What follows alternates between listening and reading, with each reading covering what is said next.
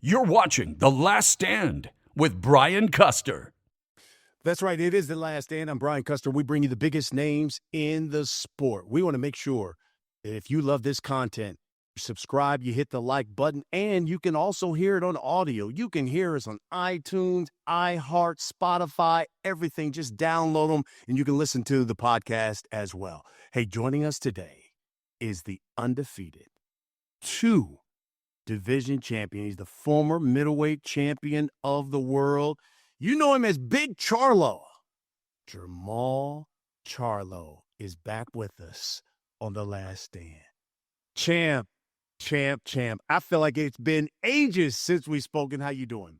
It's been a while, but we not Asian. I think you're right. You look great. You still look good too. Yeah, man. I like to say I still look good for a young guy. Hey, man, the last time I saw you was May of last year. That's when you stopped Thomas Lamana, I want to say, right? A year and a half before that, you beat Jose Benavidez. I know everyone is asking, when are we going to see Jermall Charlo back in the ring? Real soon. Like, matter of fact, I thought it was gonna be before. I thought I was gonna get 2 fights this year. Asking the squad, to try to keep me more active, like, at least, to date. But things gotta work themselves out, and I think we should be back in January, around January or February. And who will we see you in the ring with? Well, right now, I want to fight Caleb Plant. I want to get that fight out the way. I think that's the only fight right now in my career that makes the most sense. I want to fight Caleb Plant. They call it a garage match. I'm just calling it straight boxing. You know what I mean? Like, but yeah, I want to get that fight in and take care of business. Listen, everyone would love to see that fight, considering the slap that was seen around the world that went viral. Yeah. He was even asked about it, and he said when it came to you that you two have some, quote, unfinished business. How much are you looking forward to getting Caleb Plant in the ring? I actually could have fought after Lamar, could have fought again, and I'm just like, nah, let's just get the Plant fight out the way, because I'm tired of y'all asking for it. And I want to get the fight out the way. I actually want that fight. So it's like before, he lost to Benavidez. Yeah. And it kind of messed up the wave of things, but not really, because it's still a fight. Like, man to man, he gotta face it. So I've been working probably since September. I'm gonna continue to work, training every day, and getting back to tip-top shape. So I'm gonna be waiting until I see him on the paper. How much did that slap tick you off, so to speak? It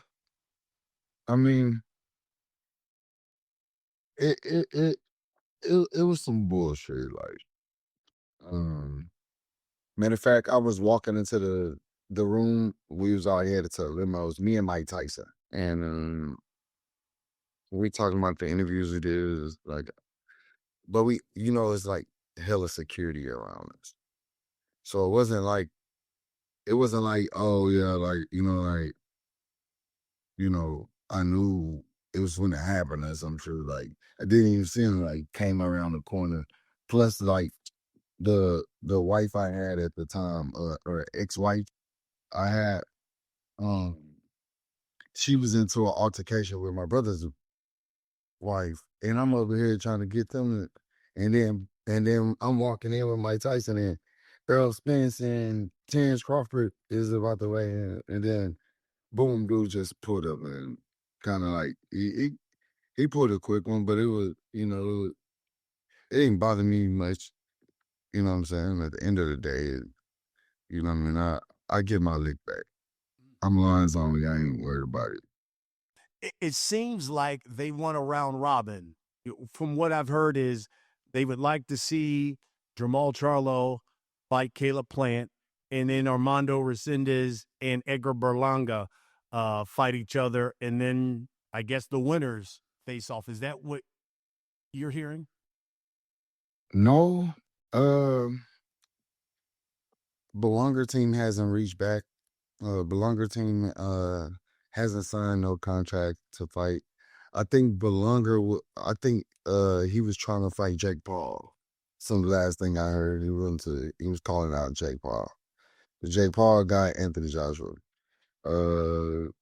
Caleb Plant hasn't reached back. I don't think he signed no contract or nothing. Or, we haven't heard from them. With the last thing that I've heard is that me and Caleb Plant get it on top of the year. Oh, I like it. I like it. It has been, you've had bouts of inactivity, and people always ask why. Can you explain to the people why? Why has Jermall Charlo been so inactive? I've been inactive. I want to say, first off, I was going through a couple things like, I'm not going through anymore. But I was going through those, just some life issues, and so I kind of was inactive for a little bit. But me moving up in weight divisions and winning the world title at certain levels, and it's really not. I want to say it's not like I'm making no excuse, but you know what I mean.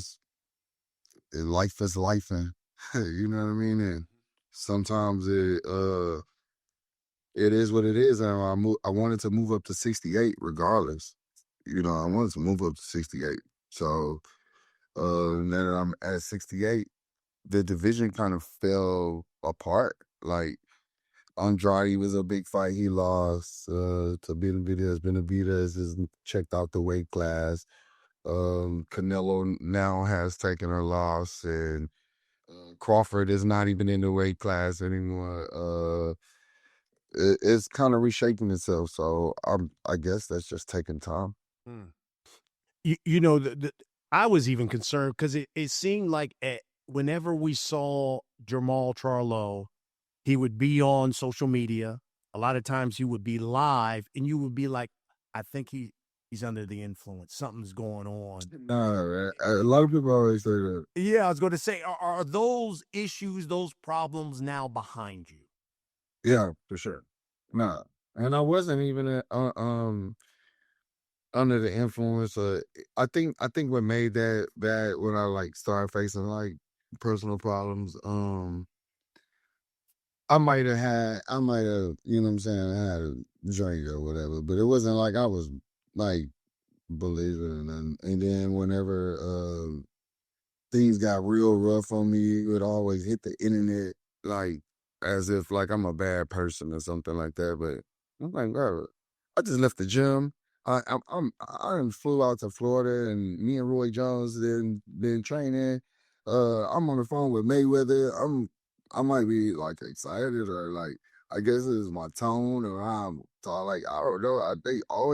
I would be in front of you and they thinking that is I'm drunk or so. No, I don't drink. I mean, I have a drink if I'm, you know what I'm saying. I don't have one for Thanksgiving for sure.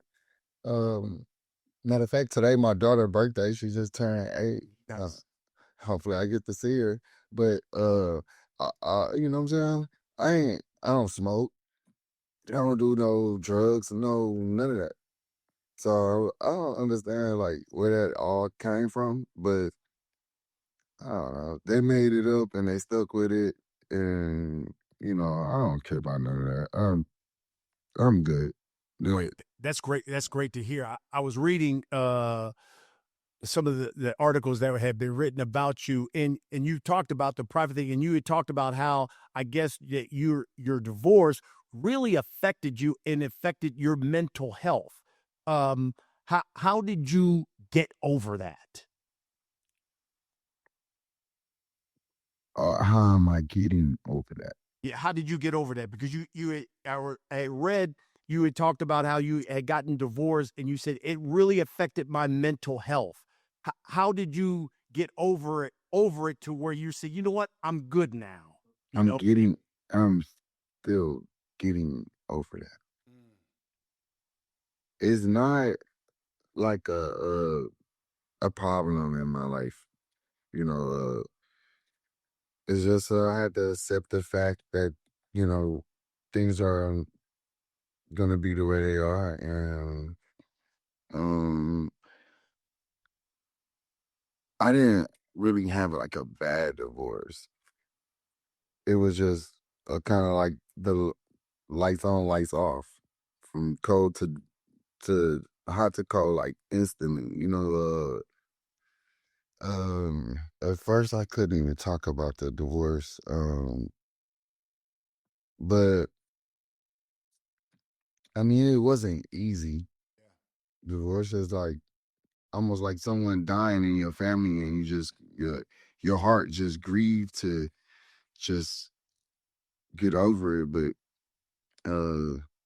I got back in shape and got back to grinding and training and just try to overlook it. I'm still at my mansion. I'm still driving Rolls Royces, bank account full of money. I'm still enjoying life. So let's just get back to enjoying life and fighting the best out there. Still undefeated. I mean, I look at championships and belts, and I don't know how to tell you to get over it, because everybody, I guess, divorce is different in the way you handle it, and it took me out the ring for a little bit so I can understand what I'm telling you now, but it also, it wasn't so bad. Like I won a divorce, so I'm still undefeated. It wasn't it wasn't a loss. It was a learning lesson. Mm. How's everything with your brother and your relationship with your brother? Uh, Me and my brother still just we bump heads sometimes. We talk about. I feel like the relationship with my brother would probably go like get 100% when our career is over. It's just we don't have to even talk about boxing anymore. Like me and my brother, we're doing fine. We're doing well. Like I just seen him at the Boots fight, and I don't think that's a good fight for him stylistically. Um, Me and my brother, we don't really. My brother lives on a different side of Houston. Houston is huge. My brother lives on a different side of Houston than me. We see each other here and there. We was just training with each other not too long ago. Um, we don't like into it or nothing. We just don't like. I mean, you would think because we twins, right? Yeah. That we like on each other hip. Then we live two different complete lives. I think it was because obviously you guys were marketed together, and we always saw you two together. I mean, at one time you both were, record booked when you're same champion, same weight division. Yeah. Lions only. We always saw that, and then all of a sudden there was that fracture, that split, and I was just thinking maybe considering the personal things that you had gone through. Obviously, he had gone through some personal things. Maybe that brought you two back together. Because when I look at Jermall Charlo, it's been some change. I mean, even Ronnie Shields, you've been your trainer for a long time, but you went back to your amateur trainer. There in your last fight. So tell me why no Ronnie Shields anymore. It is Ronnie Shields. Oh, you back with Ronnie? I never left him. Okay. We never left. When you were with I just wanted to take the Lamana fight and not push it back or anything. And Ronnie was getting Matter of fact, I actually needed a little bit more attention. I wanted to be with my trainer. I wanted to bring him on, and my first my amateur trainer, Holland Williams. Yes. Yeah, and Ronnie was training what's the Cuban kid? All right, David Morrell. David Morrell. Yeah. He was getting ready for David Morrell, and I was like, nah, I want to fight. Like right now, what's my other sparring partner name? Young kid, Vito. Oh, Malnicki. Yeah. Uh-huh. Vito has a fight in Saudi. So I think they leave like 2 weeks. So me and Ronnie start back training after Vito. Okay. So But I've been training with my amateur coach until he's ready. I got you. You get what I'm saying? And so it's not that we're not together. It's just, when he's busy, I have a official trainer. I don't like take no breaks. Okay, I was going to say, so Ronnie will be in your corner again when you fight Caleb Plant at the beginning of the year. Yeah, for sure. Okay, that's great to hear. That's fantastic. You will see Ronnie, and you will see my amateur coach, Helen Williams. Ronnie taught my amateur coach. Oh, fantastic! Like we've been in the gym since I was a kid together, all of us. Oh, that's fantastic. Yeah, so it's not like a problem or anything. That's great. That's great. Only because we didn't see Ronnie in your last fight, and then I know people had even asked Ronnie, "Hey, are you and Charlo still together?" And so I just wanted to make sure that got cleared up. You talked about your brother. You know, your brother wants to come back as well, and he's talked about even fighting Errol Spence, who they used to train together.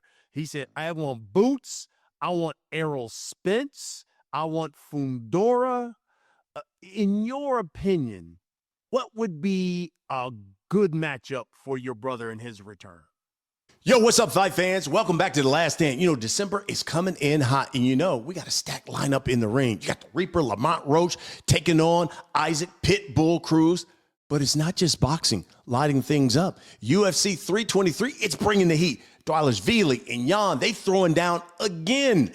And now, thanks to DraftKings Sportsbook, the official sports betting partner of UFC, you can get on every bit of that fight on fight night and in all the action. New customers, you bet just $5, and if your bet wins, you instantly get paid $200 in bonus bets. How do you do it? You download the DraftKings Sportsbook app. You use the promo code LASTSTAND. That's code LASTSTAND. You turn $5 into $200 in bonus bets if your bet wins. In partnership with DraftKings, the crown is yours. And hey, Missouri, the wait is over. DraftKings Sportsbook is now live in the Show Me State. Gambling problem? Call 1-800-GAMBLER. In New York, you can call 8778-HOPE-NY, or you can text HOPE-NY, which is 467-369. In Connecticut, help is available for problem gambling. Call 888-789-7777 or visit ccpg.org. Please play responsibly. On behalf of Boot Hill Casino and Resort, pass-through of per-wager tax may apply in Illinois. 21 plus age and eligibility varies by jurisdiction. Void in Ontario. Restrictions apply. Bet must win to receive bonus bets, which expire in 7 days. Minimum odds required. For additional terms and responsible gaming resources, see dkng.co/audio. Limited time offer. I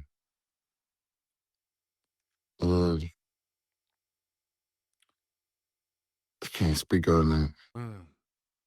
Like, I just can't speak on it.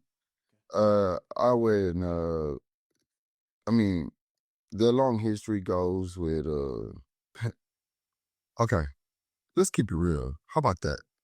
talk about that. All right, so Earl Spence and my twin brother Mel will be.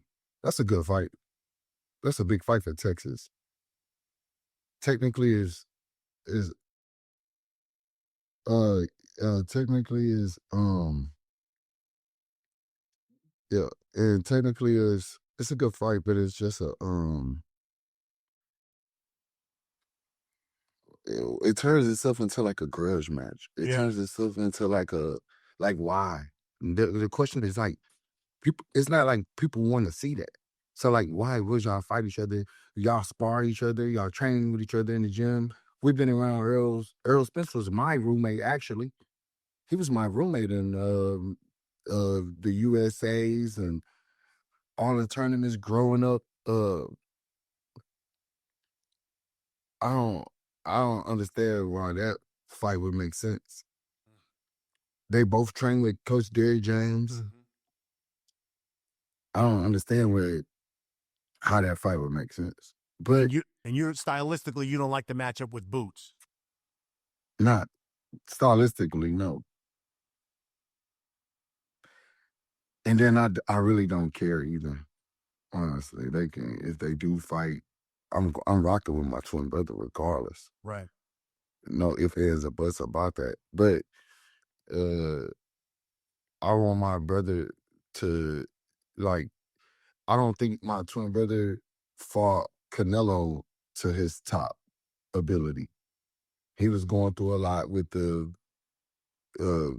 psychopath that he was dealing with, and they fixing their situation, and they still fixing their situation. And look, he hasn't fought in a couple of years either, because times things like that happens, and it's just like I said about my divorce. It's just how you go through it, how you face it, and it's just one of those things, He got the opportunity to fight Canelo, and not a lot of people know, that was supposed to be your fight. I know, but at the time, see, that make it look bad because I was going through something at the time. And yeah. So my question to you is, it's twofold. The first one, was there a part of you that really hurt? Like, that was supposed to be my moment. That was supposed to be my fight, and maybe I could have been the one to give him his first loss, as opposed to, or not his first loss, but that loss as opposed to a Terrence Crawford, and could have done it a couple of years ago because your brother was coming up at that time in weight to fight Canelo, whereas everyone just like, yo, Big Charlo, this is going to be a monster fight. Was there a part of you like, man, I wasn't jealous about it, or were you mad at yourself? Yeah, I was more so like mad at myself. I wish I would have been able to fight him. Man, I'm bigger than my brother, weight wise, and the fight was just something that should have happened. But I wouldn't have been I wouldn't have ran. I would have stood there and boxed. You know what I'm saying? I wouldn't have been in survival mode. But I wouldn't have been, because we just fight two different styles. But I would have,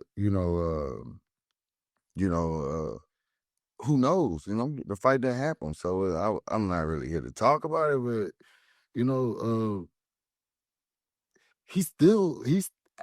he has to bounce back, right? Yeah. So I'm still in the picture of like somebody you might want to, you know what I'm saying, consider like he not. It ain't over with. Yeah. And I get my brother lick back. Yeah, that's what I was going to say. Do you still want to fight Canelo, and do you believe it's still a big fight? Canelo is still a big fight. It's a bigger fight than Bolonga, whatever his name is, or one of those type of guys. My bad. My emotional support animal come over here to bother me. Uh, but it's still a good fight. You know, I actually don't take away from any boxer up to date. Like, I mean, the boxing not easy. It's really a lonely sport. Like, uh, I respect all boxers more than I probably ever have in my life. But like at 35, I'm ready to fight. 35 is the new 25. Now that I done learned the things I need to learn at this point, like uh, Terrence Crawford just he almost 40. He pushing 40, and Canelo the same age as me. I mean, but right now it's like we the biggest in boxing. Like, up to date. Like, yes, a lot of new guys coming in, but they still learning. They still have to process everything. What did you think of what Terrence Crawford did to Canelo?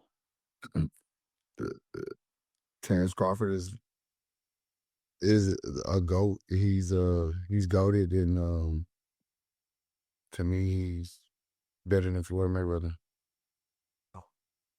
Even though I understand that Floyd Mayweather is retired undefeated, one of the best of all times. The way Terrence Crawford did it from coming from where he came from in the basket, and just I just like Terrence Crawford more than I mean, I respect them both, but I think he's goated. He goes down in the top 3 best boxers ever lived on the planet. Mo, what are your goals in boxing before you hang them up? Fight Caleb Plant. I want to get that fight out the way. I made tons of money. I'm not hanging up boxing.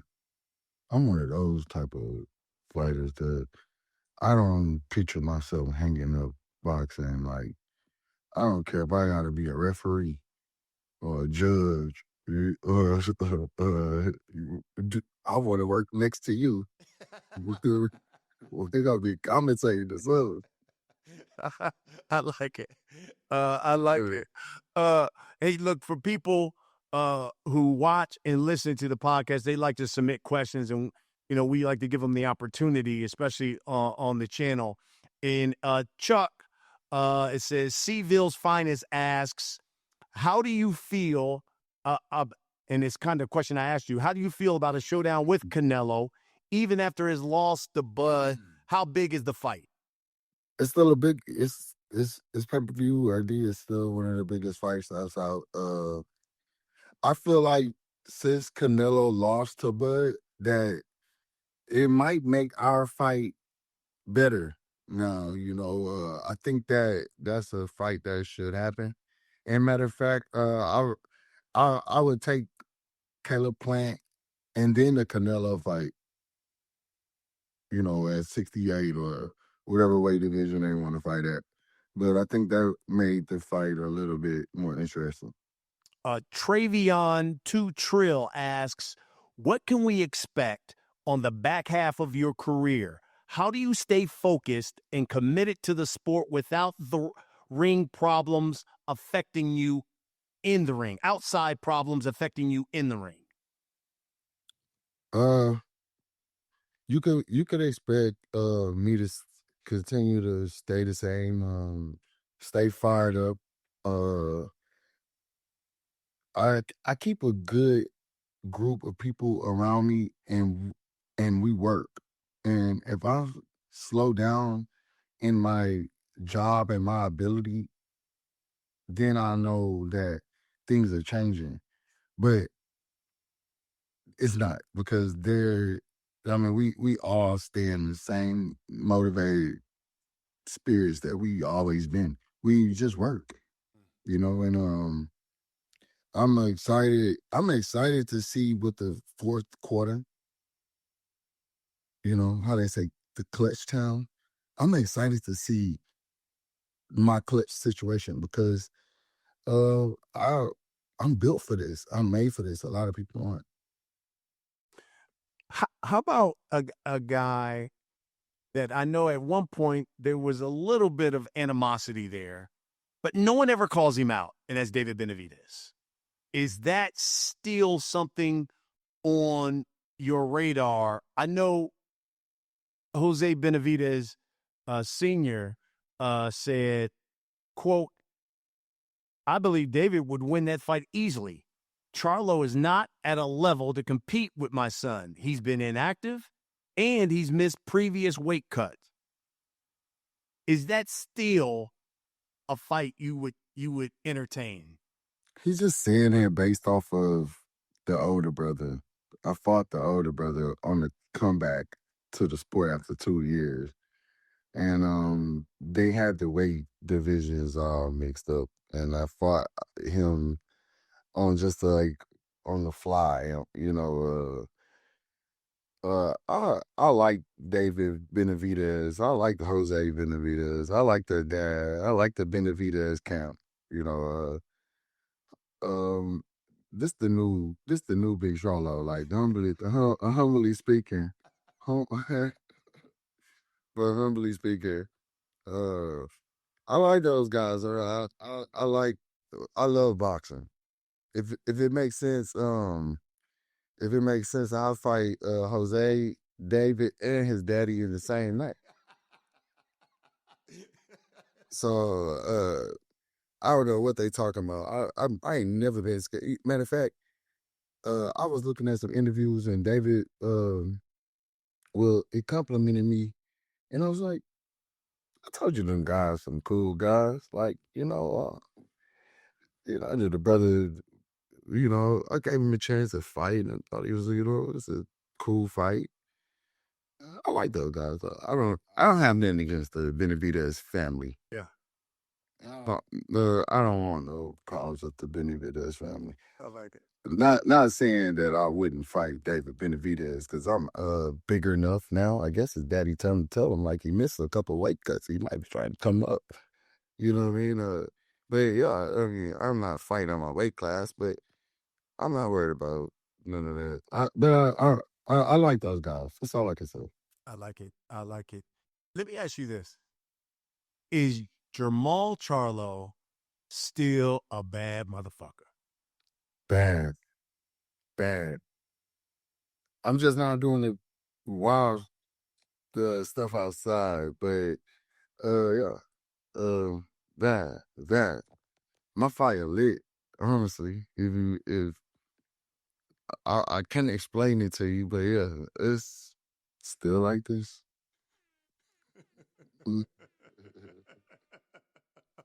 And are the Charlos still good for boxing? We are. I don't understand how the Charlos wouldn't be good for boxing.